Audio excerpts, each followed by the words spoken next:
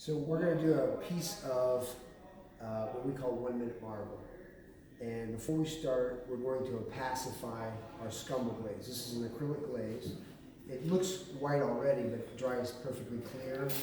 But for these light marbles, we want to add a little white to the glaze. And it's just a guess how much we need, but what this white will do is it will make our colors a little bit more opaque when we add the color. If you skip this step, it doesn't have that soft diaphanous quality like the white marbles. Okay, so that you just have to trust me that's been opacified. It looks almost exactly the same. Then I'll take a little bit of that and I'll pour some onto a palette. Okay, it's a paper plate, but it makes you feel more like an artist when you say palette. All right, and then what we'll do is we'll make 3 little blobs. Okay, actually 4. And what I like to do is select like either 2 warm colors and 1 cool color, or vice versa. You get a little bit more vibrancy in the marble. But if you had to match a marble, you could try to identify the colors and just use whatever color you need. But this is raw sienna here. That last one was raw umber. It's more of a greenish brown. And then burnt sienna is a kind of an orangey color. And we'll just stir those up a little bit.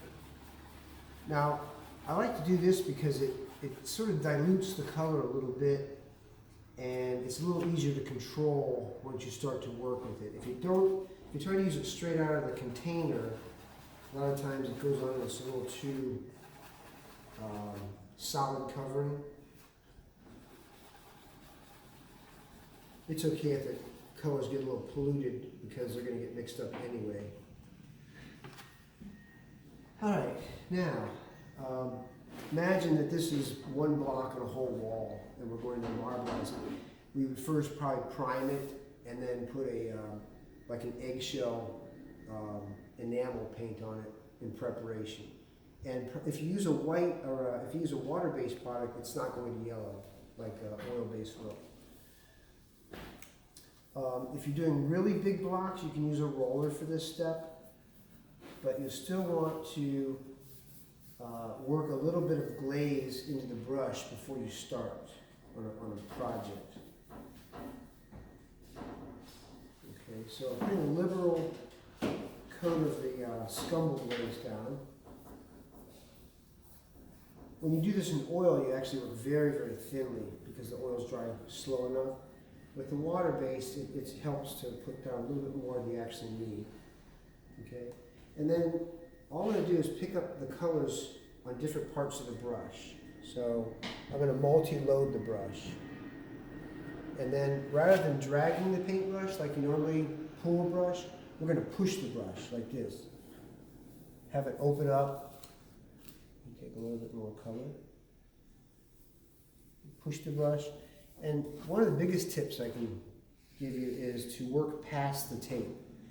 A lot of times we want to be careful and not mess up, but it's better from a compositional standpoint if it looks like the drifts go right through the edge like that.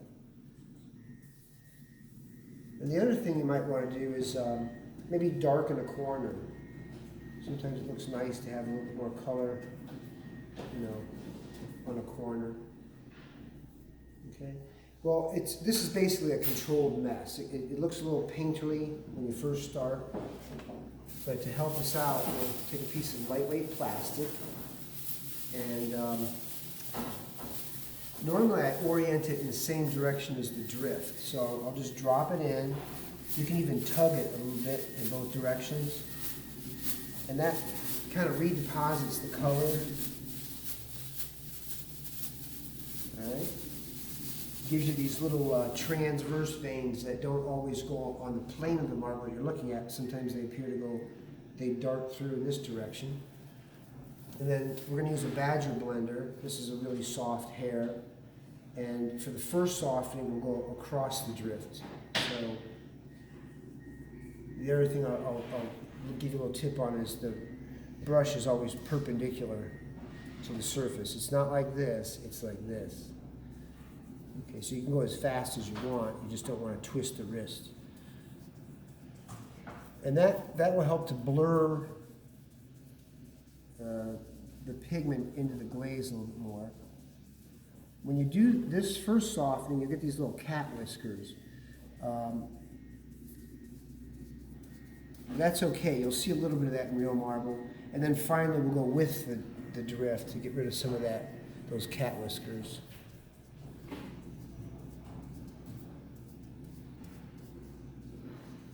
Now, of course, if you wanted to introduce, sharper lines, you could get a feather and draw.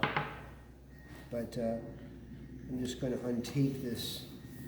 Maybe Brandon, you can help me pull some of that.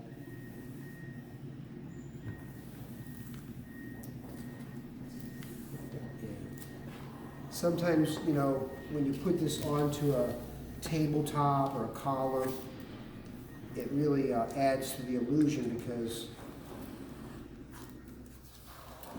it looks like it could be a real piece of marble when it's in place.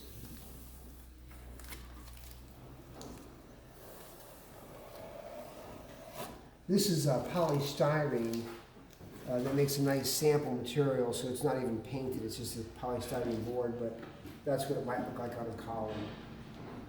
And then, of course, if you mask around this and do the adjacent blocks, it's impossible to match up the pattern. So the little difference in value from block to block, really helps to give the illusion of blocks of marble. So that's what we call drift marble or minute marble. And hope you enjoy it.